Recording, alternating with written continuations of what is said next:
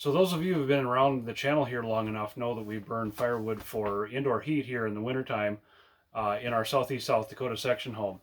And that makes the task of cleaning out the chimney on an annual basis a necessary thing for safety reasons. I had a weekend in June which I did that, and I undertook a couple of other chores. I hope you'll stick with me taking a look at doing that, and then at the end I promise you there will be a strong tie-in with model railroading, and I think you'll be surprised about what I do, where I take that, and what my results are. So stick with me, and we'll run you through that process and do a couple of chores, and then we'll come back out on the other end back here in the shop, and we'll take a look at the model railroad tie-in.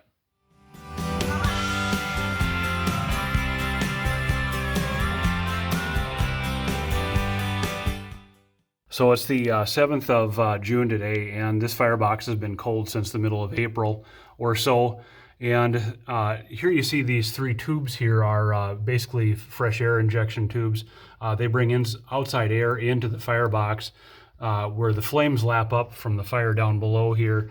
And actually it injects fresh air so that the exhaust coming off of the fire can be reburned. There is particulate matter in the fire coming off of the fire that can still be burned. So if we burn that here in the firebox, we're making us that much more efficient. So you do see that happening when we've got tall flames in here. But what I need to do here is there is a metal channel here that needs to come off, and then a baffle board and a ceramic blanket that needs to come out before we can clean the chimney.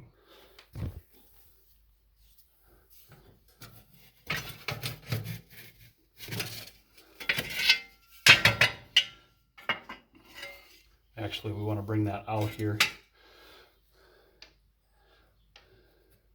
And then this baffle board, it works better if you can bring the ceramic blanket out one corner at a time. And of course everything is exceedingly dirty here. You want to have a vacuum handy when you do this.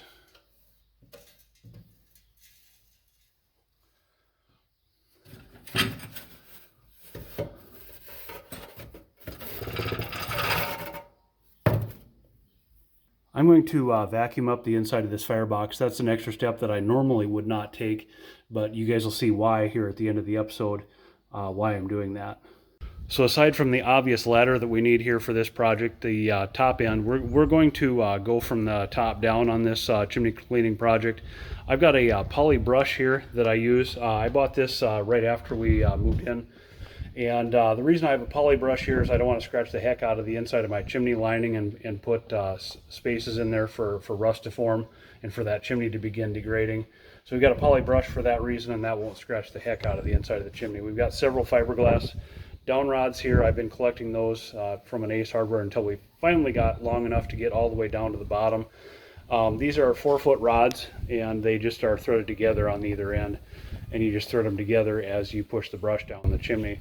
And then I got a set of nut drivers here, and I can never ever remember what size it is up there. I think it's 5/16, but I don't want to climb all the way back down and get another one, so we're just going to take them all up with us. And then of course we got a little cup to put our smalls in, as I normally have. So we're going to get started.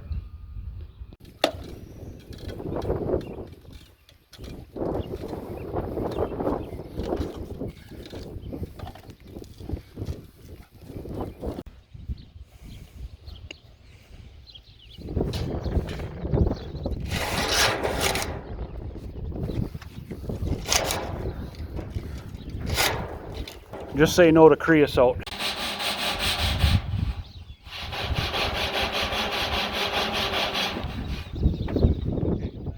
So here is the result of all that chimney sweeping.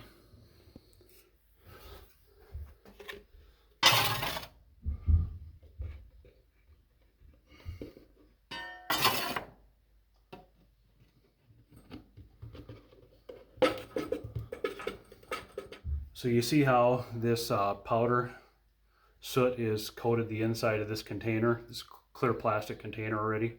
Keep watching for what we're going to do with it. So later on in the day, we got on with splitting a little bit of kindling, and I like to do that ahead of time. Sometimes I split kindling out of that birch wood that I brought home in that Steel MS291 chainsaw repair video. I can post a link to that if you're interested, but I doubt you are. Anyway, I grew tired of that pretty quickly and moved on to something else that day. That same day, I also got started with the future firewood season by cutting a part load of mixed firewood over at my in-laws' place. So here we are several weeks later in the shop, finally applying this magic mystery weathering powder. And as you can see, I've been experimenting here a little bit. I've got 2 boxcars that I picked up in an estate, and I'm not sure about the C&W car. This doesn't really fit my era very well, and so that's why I didn't mind doing a little experimenting. I'm using a toothbrush to put on this this soot, and this Green Bay Western car came from that same estate, and I did a little bit of work to it. This is a Walther's waffle box car, and I had to rework the coupler pockets because they were all monkeyed up, and put metal wheels on here. And I plan to add this to my fleet, quite honestly. Green Bay is kind of a fan favorite short line. I am applying a little bit of this at a time. It's hard to take it off once you've got it on, so I'm trying to be pretty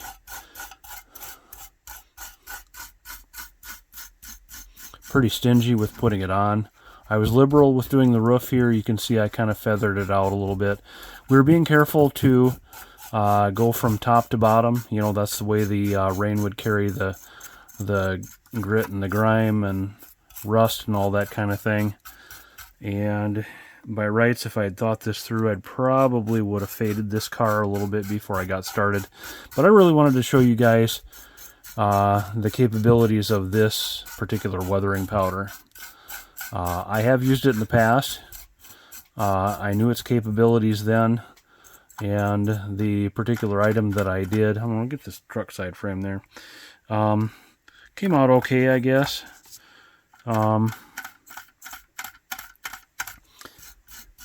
By the way, before I tell you, or before I go any further, I should tell you that I did dull coat both of these cars before I got started applying this weathering powder. Fireplace soot, I should say. I'm not sure if this is prototypical doors for this car, but the one door I believe that the previous owner had installed had glued it open, which was a bad look for me, because this yellow, I'm not sure if this is molded. I think it's molded in color. And this particular car, usually I have better expectations for Walthers than this. Yeah, you can see that's a little heavy on this side. And that alcohol is starting to lift the lettering a little bit. We might have to go back and apply a patch there. I'm not sure what we're going to do on that. We're calling this whole thing an experiment anyway. So trucks and couplers on this Athearn car. This is I believe this is represents an insulated reefer car. Probably too early for my era with the running boards on the top.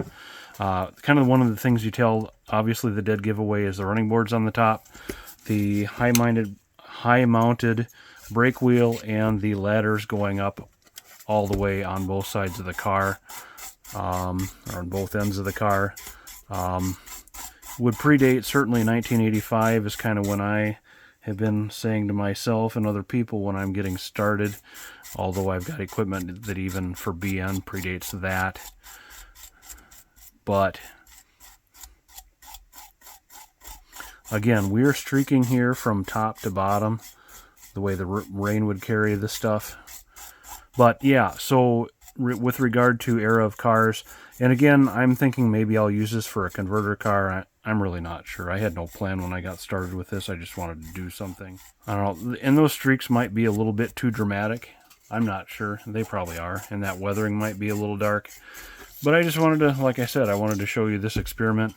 I've got literally nothing, well, besides the wheels and couplers, into these 2 cars.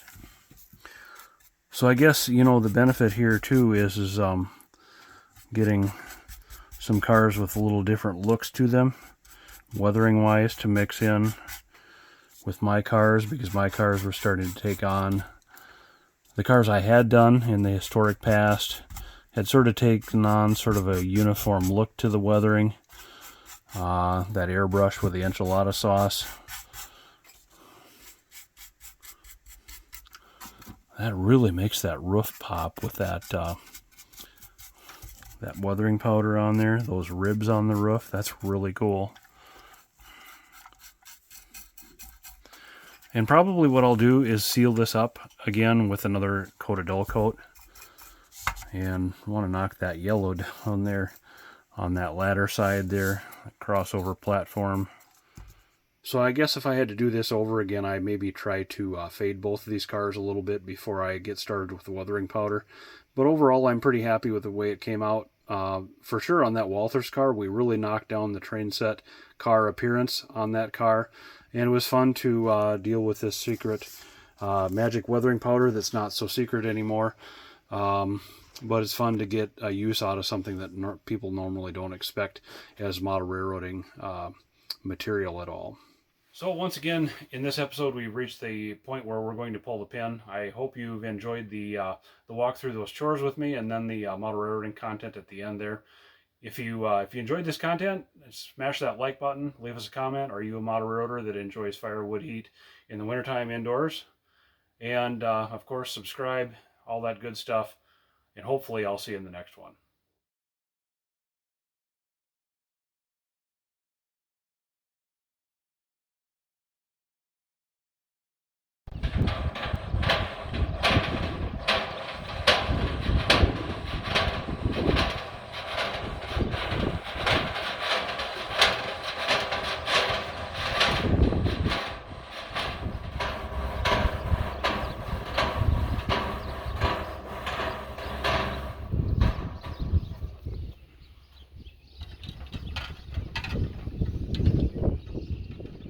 We got 2 more left after this one.